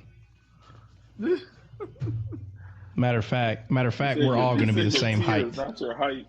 No. Yeah, but I cry because of that. So my tears, no. That the problem's going to be gone too.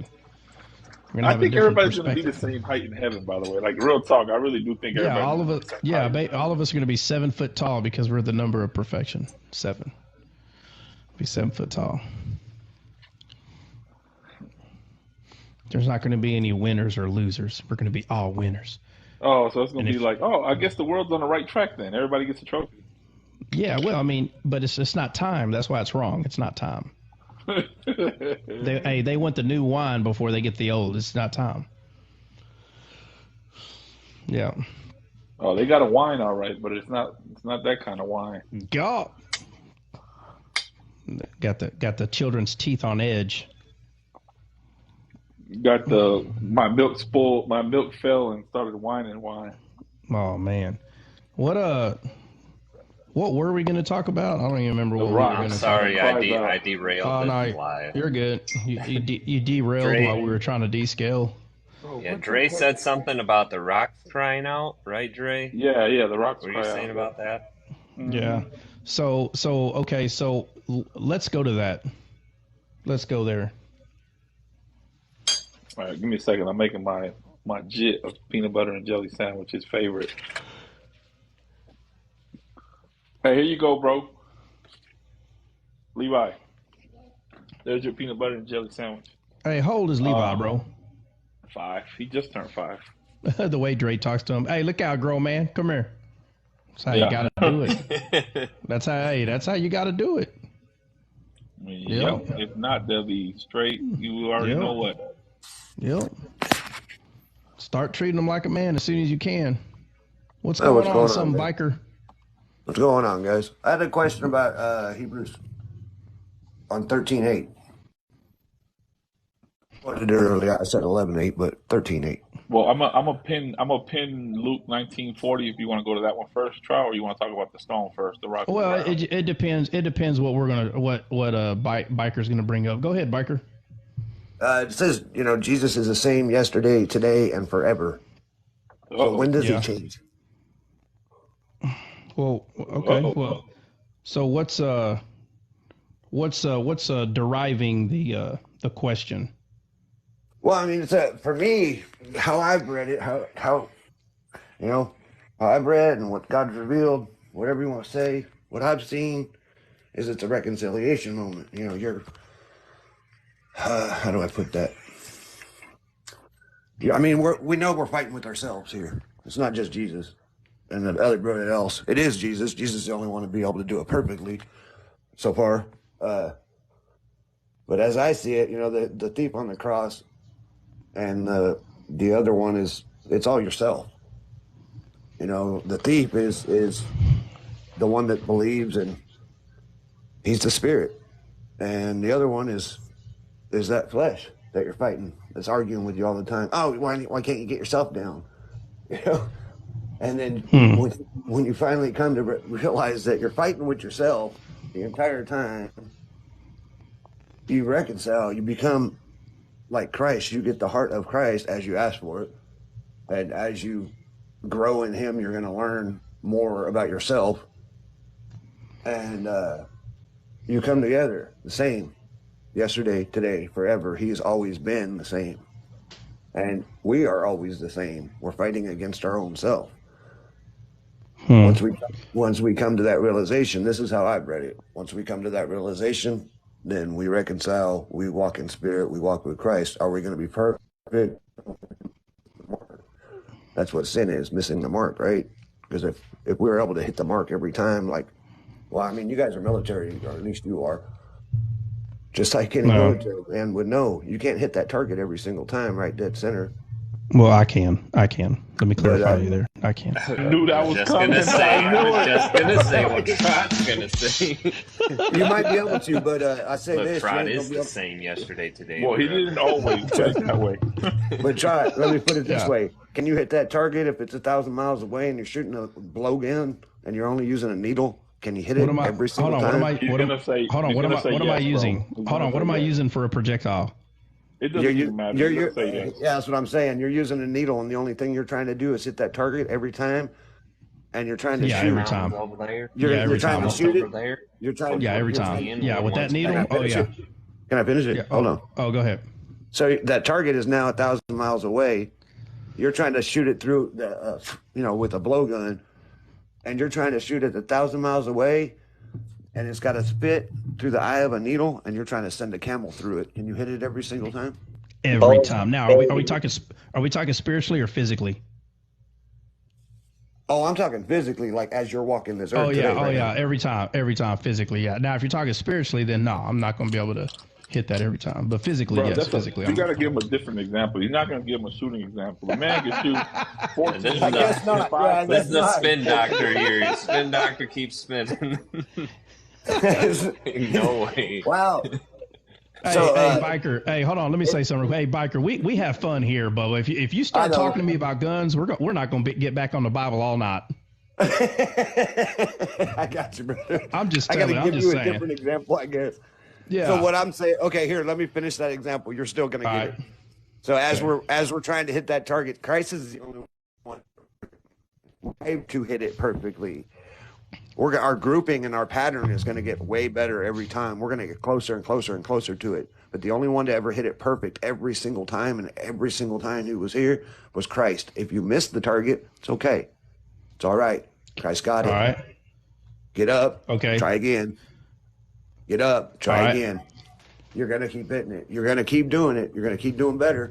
And you're going to get others to do better as you do it. That's well, let me ask you this. But let me ask you this. Let me ask you this. So the Bible says the same spirit that resurrected Jesus from the dead resides in you. So if a person is saved, does Christ reside in that person? Yes. A lot of people will slide in just off of belief. Yeah, you're right. Well, so what I'm saying is, if the same spirit that resurrected Jesus from the dead, that same spirit lives in me, that means I don't miss either in the spirit.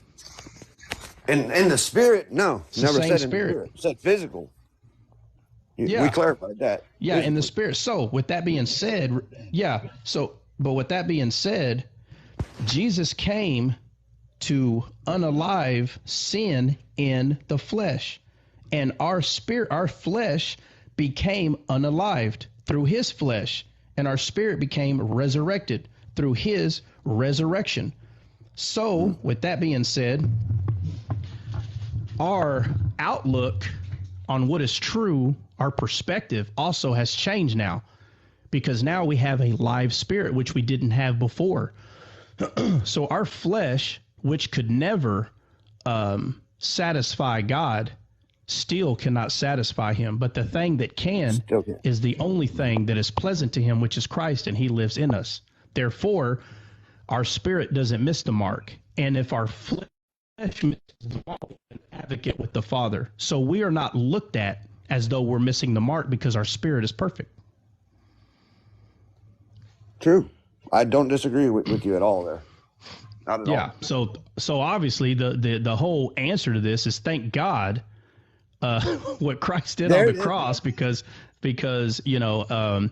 just like you're pointing out, without Christ, the mark's not going to get hit. But because we have Christ, the mark has already been hit, and we are no longer trying to hit the mark, for it was him that hit the mark for us all, right? And because now if we rely on ourselves, because if we rely strictly on ourselves and our own deeds and our own actions, we ain't gonna get there. We're gonna miss the mark. Yeah, absolutely. That's what I was getting at. Yes, that's what I was absolutely. Getting at. I know I go down a rabbit hole with you on guns and stuff, and you're getting you heard target, and that's all you heard was target. That's all right. I heard target, and I was like, I'm gonna have fun with this. Hey, oh, we got guns. I said this conversation's about to go nice. That's it, man. That's it. That's all I'm saying. Yeah, absolutely. But the goal in life is to get others to see who he is. It ain't about you. Yeah. It ain't about me. It's about him, and that's it. And about getting others to see who he is. Yeah, and Christ said he will be all things to all people. So, sometimes they might be a military guy. Sometimes he might be a gangster. Sometimes he might be a homeless guy. Sometimes he might be the clergy or the preacher on the thing. He's going to be all things to all people. Yeah, through love, though. Yeah, absolutely. And so I think Jordan, or who was it that was asking about the stones or the rocks? Hey, what's going on, Ray? That was me. 19, it's in Luke 19:40. Yeah, 19. Yep. All right. Well, let's start reading at 30. Let's read that 30. Get there. I need some coffee. Hey, me too. We'll drink a C4. C4? Better not. All right, send it. All right, it says, saying, go ye into the village over against you, in which at your entering ye shall find a colt tied, whereon yet never man sat. Loose him and bring him hither.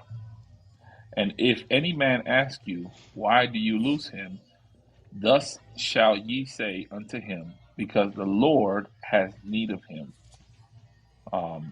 And they that were sent went their way, and found even as he had said unto them. And as they were loosening the colt, the owners thereof said unto them, Why loose ye the colt? And they said, The Lord hath need of him. And they sent him to Jesus, and they cast their garments upon the colt, and they sat Jesus thereon. As he went, they spread their clothes in the way. And when he was come nigh, even now at the descent of the Mount of Olives, the whole multitude of the disciples began to rejoice and praise God with a loud voice for all the mighty works that they had seen, saying, Blessed be the King that cometh in the name of the Lord, peace in heaven and glory in the highest. And some of the Pharisees from among the multitude said unto him, Master, rebuke thy disciples. And he answered and said unto them, I tell you, if these should hold their peace, the stones would immediately cry out. Okay, so in context is key, right? In context, Jesus rode a donkey and told the person that asked, What are you doing with this donkey? He said, The Lord has need of him. So Jesus rode a male donkey, and everybody praised him while he went through, right? Mm-hmm. Male donkey.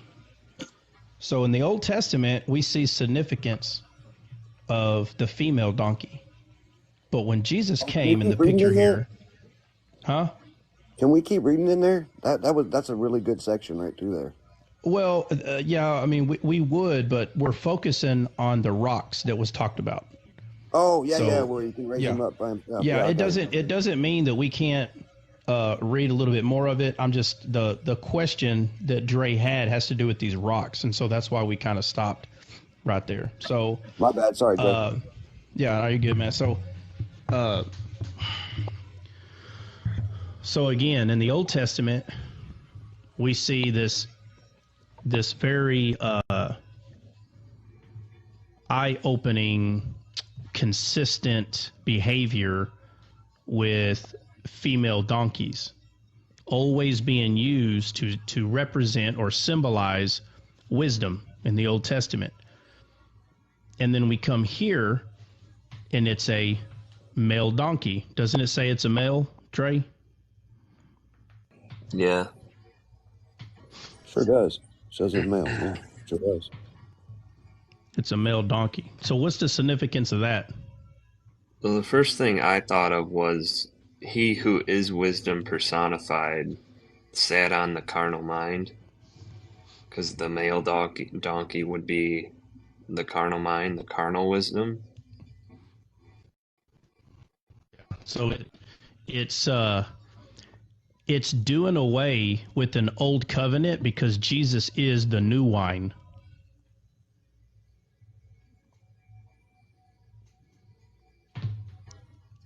It's the new wine. Let me see if I can. What's the significance there, guys, on the difference between the female and the male wisdom? Is there a difference? Yeah. there?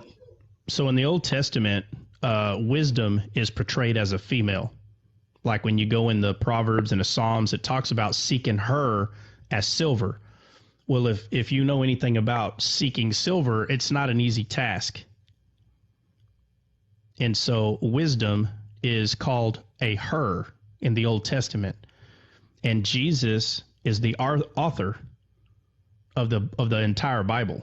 Now, men may have taken a pen to the paper, and that's where we get the black letters on the white pages, because it's testimonies, true testimonies of men that are testifying of God in their life. But within the story, Jesus writes himself in there continuously in the entire thing.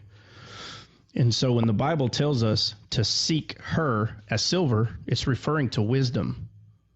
And so Jesus, in a very weird way, he uses animals to let you know when wisdom is actually taking place in a certain area. And so you see it in its entirety of the Old Testament. the dove that Noah sent out was a female. So the question would have to be, what does the gender matter? Why is God making sure that the gender of the dove is known?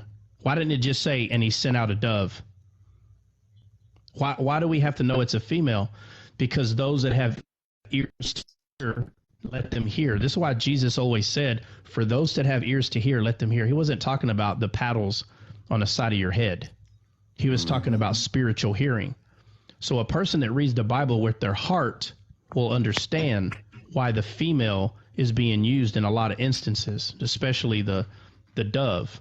A lot of people understand that dove represents spirit in the Bible. A lot of people will understand that, but you see it become more true when you see that the dove that Noah sends out is a female, which is wisdom. And how do you know that? It says, and she found no place to rest the sole of her foot, but it's referring to the spirit, because wisdom is a byproduct of the spirit. Wisdom is. Balaam's donkey that spoke was a female. Saul, before Saul became, when he was chosen to be captain of the people, the story starts off that he went looking for his father's asses, and they happened to be female asses.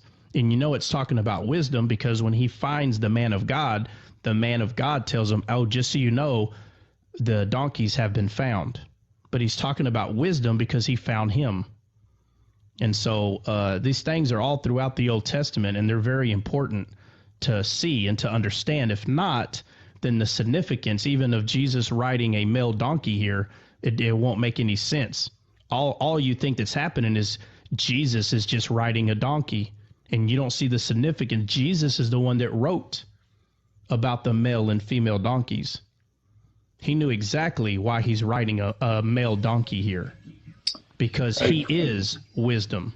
What? Trout, do you know what, how do you say colt in, There it is. donkey colt in the original Greek? Well, how do you say it in Greek? Yeah, the original Greek. What? Apollo.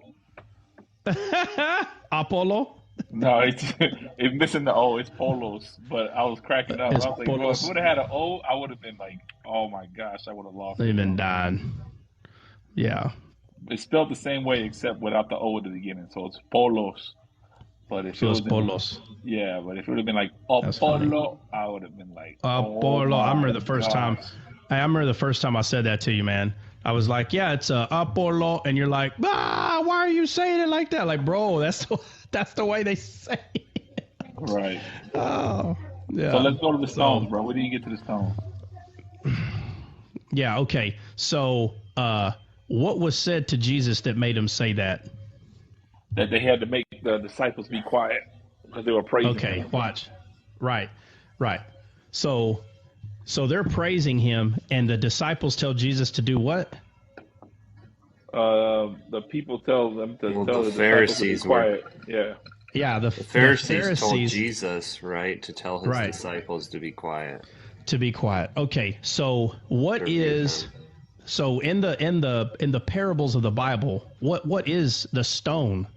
It's in the entire Bible. The law? For anyone to The law? Or the old Yeah, heart? the law, which is people's hearts. He's saying if you tell the disciples to be quiet, the rest of the people will praise me. That's what he's talking about. I'm talking about man's opinions. Wow. That's why Basically. he said, that's why he says, I will remove your stony heart and replace it with the heart of flesh. So what Jesus is saying is no matter who you try to shut up, there's always going to be someone that's willing to praise me. You know, I Period. was thinking It's that, like but the I was Valley kinda of Dry scared Bones. I was thinking that 'cause after we started talking about when I read this, I was like the heart, the stones, the stony heart. But then I was like, Yeah. man, will the stony heart really praise the Lord? But I guess the stony heart would praise the Lord then. Well, absolutely, because all of us had a stony heart before we received him. Absolutely. Remember, it's us. We are beckoned by the Spirit. So every man it's instilled in every man to know that there's a God, and that alone is all we need to praise God, and He'll come rescue us. Right. Hey, biker, you were Yeah. a army sniper as well. No, not at all. No, I got no military ties other than my legacy. Everybody in my family is. This is an identity thing. This is what Christ has called me for. Everybody's called for a different reason. One accord, one body, one purpose. But we all functions, brother. Also, so were you in the army or not? I'm confused. No, I'm a legacy only. Oh, Never claimed any kind of service, and never do. I've never heard of that legacy. That's the first time I heard that. That's a new term for me. Oh, it's a new term. Yeah. Something Dad used to tell me to say. You know that you're not military, and I'm not. Never have been. Legacy. Some of the riding clubs use that. Also, the combat vets have the legacy guys that ride with them. They're it's just children of family. You know, children of. Yeah, he's talking about Children legacy. of He's talking about veterans people in and his. He's talking about people in his family were in the service. Yeah, specifically your father. Legacy. Specifically your father though to be legacy. So Yeah. basically, it's like a nicer way of saying army brat. Yes. Yeah, basically. Yeah, exactly. Yeah. Got it. Never heard of that. That's the Definitely. first time I heard that.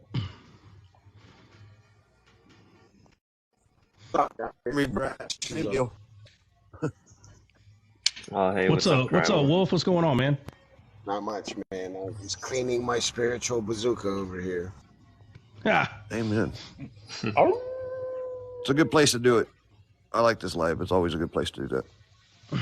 yeah. We just got through talking about Jesus riding a donkey and some rocks, but hey, you know what?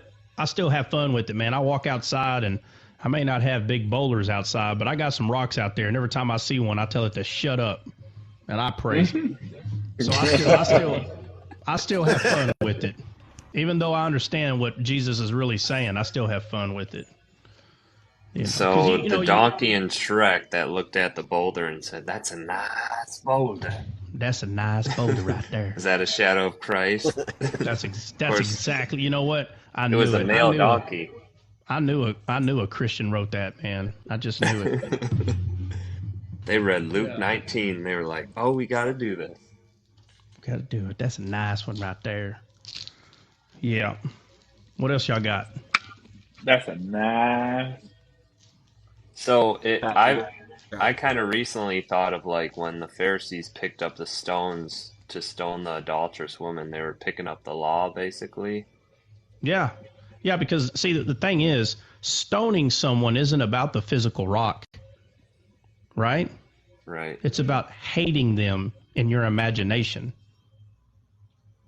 right? Jesus said, if you even think of it, you're sinning, right? It's not if you touch the woman, you sinned. The fact that you were even thinking about doing it was a sin. So when they grabbed the stone to stone her, they already stoned her with their heart already. I ain't gonna lie to you though, bro. Like stoning somebody, you gotta really eat that person to pick up the box and everybody. Like I Okay, see. Anybody seen the movie? that's what I'm. Have you ever seen the movie Kite Runner?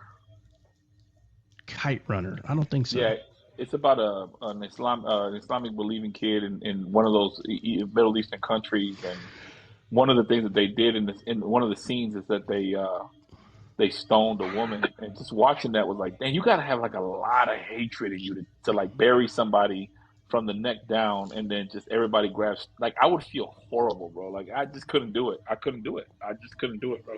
That's Yeah, terrible. but You gotta be. But that's why I always say. That's why I always say, and I know there's not a way to prove this, but I know it's true just by reading scripture that when Christ came and died for the world the way that he did, we're different people than the people that were there before Christ.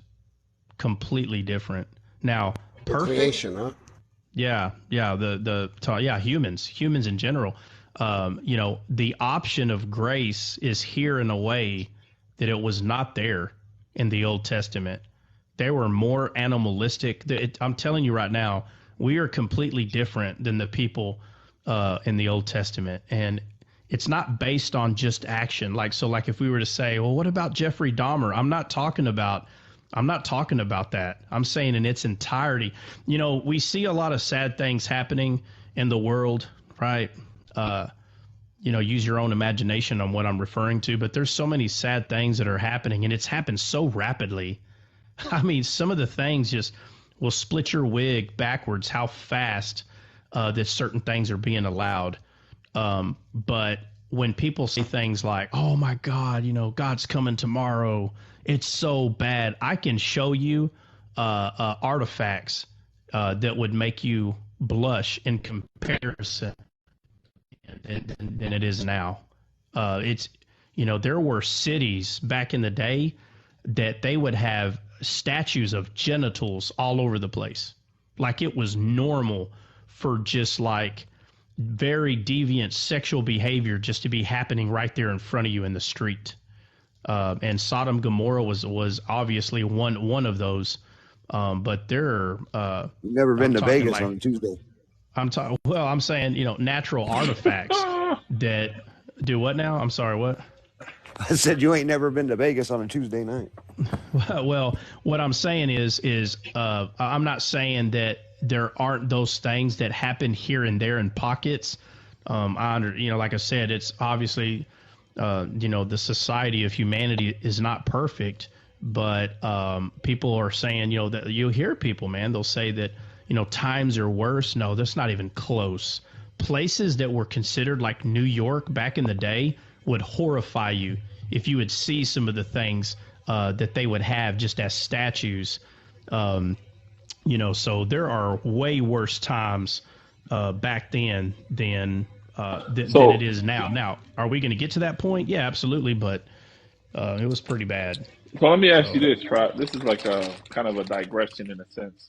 So you know how a lot of soldiers that go overseas, they suffer with PTSD because of the horrible things that they've seen. But you know, like the kids and we're talking about the mindset, right? And like the kids that live over there, like that's their daily life, seeing people getting unalived and walking over Yeah. dead bodies and things of that nature. They don't go home to PTSD. Like they're so accustomed to that lifestyle. Like little kids are being taught to be horrorists from a very young age and see stoning and things of that nature. Like their mindset is completely evil. Is kind of what I'm getting to compared to people here.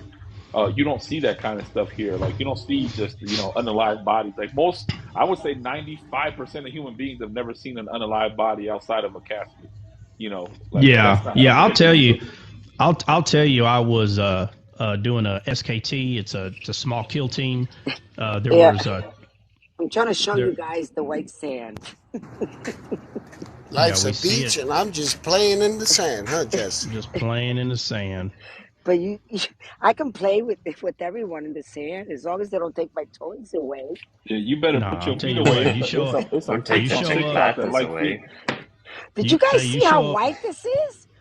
You guys have You show never up seen with- a sand this white. You You see show up this? with That's your so little dolls racist. out there. Get He-Man gonna beat him up. Look Oh, at great. that. that This is was God's great. I love creation, it. people. I love it. I love that sand. This That's is like awesome. the best sand. Okay, guys, I love you. I'm going to come out. I'm going to go eat something. I'm coming back from the beach, and I'm listening. Bye, Jesse. Hey, Yalla, hey, get down, Jess, get down. Jess, whatever. Yada, yada, yada, get down. Hey, take pictures You're of your just food. jealous because Take you're pictures in of the food. Colorado, Take and you don't pictures of have the food. sand like this. You Take live in pictures Fort of the food. Lauderdale. Not my fault. Go, yalla, get Take down. pictures of the food. I like that, Jess. The sand is so important. It's like the shore, Something about a shore I got on my name today. It was kind of cool. right, back to on the- going to the levee. But that sand is like every soul. And Back Christ to would the- want every single one of them grains of sand to be caught up with him.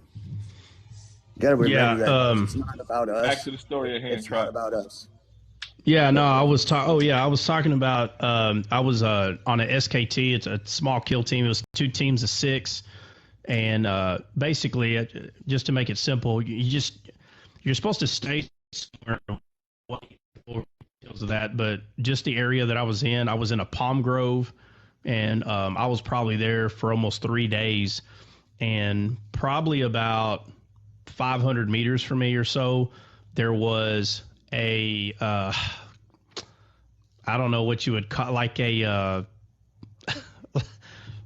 it's a meat market pretty much, except, it's outside, right? And there was probably 2 or 3 different types of animals, and there were some other little stores right next to it. But when I say outside, I mean literally, dad and son show up, at 6, 7, and well, maybe not that early, maybe 8 or 9 in the morning, which those people really don't have a sense of time. I'm just being honest, but around 8 or 9 in the morning, and they were the dad and the son would have maybe 3 or 4 goats, and the dad would leave, and and I'm just looking at my scope, and I'm like, man, that kid cannot be older than 8 or 9, and I'm like, I wonder if the dad's going to come back or what. And probably about 30 or 45 minutes went by, and this guy came over, and you can just tell, he's pointing, and I mean, that kid just basically, he ordered a whole shoulder of one of these animals, and that kid lays the goat down, puts his foot on his throat, and just gouges him right there in the neck. This kid's like 8 or 9 years old. And I mean, you just see the blood going all over the place. And he just sitting there talking to the man like, yeah, I know. And he's looking down and putting more weight on the neck because the lamb's trying to squirm around, and he's got one hand on the horn and one hand, and he's like, yeah, I know. And, I saw you over there at the store the other day, man. Yeah. And then, I mean, this animal just falls asleep, becomes unalive. And I'm like, man, that 8-year-old kid would beat up any kid, like straight up, because it understands, like, if you were to punch him in his face, I mean, he would probably think like, what is that supposed to do?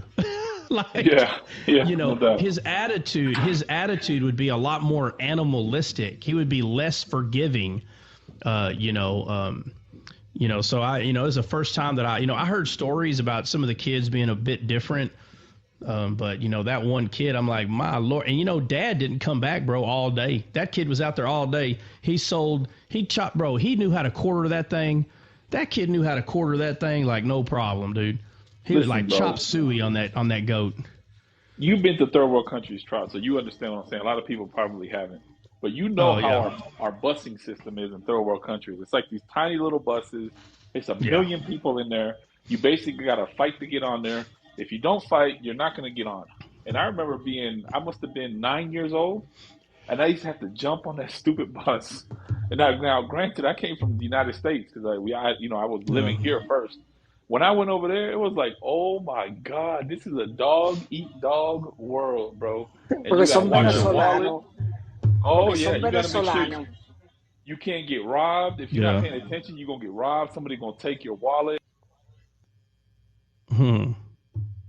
What happened? God's timing. God's timing. God's sovereignty. That's God. That's right. It's God's sovereignty. I just told him because he's Venezuelan. I said because I'm Venezuelan. What does that mean? More or less. Oh. It means that Venezuela used to, before communism came in, but prior to that, it's a beautiful country. Yeah, 100%. Absolutely. Yeah. Well, I don't know where he went or what happened, but Jordan, was there something that you wanted to talk about, or did we already talk about it? Can y'all hear me? Hello? Yeah, I didn't mute you. Oh, I don't know what happened. Like I thought I was unmuted, but no, I was saying like in America, you worry about getting bullied on a big yellow school bus, and over there, you're trying to just get on the bus and make sure you don't get robbed, stabbed, and raped. Great.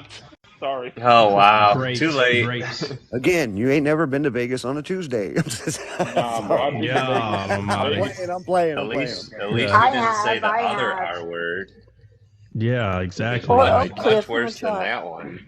Right. What's that? Oh, See Pink said Oak Cliff. Yeah, no joke. Go catch the bus in Oak Cliff. Yeah, hey Pink, do you know who Danny is? Yeah.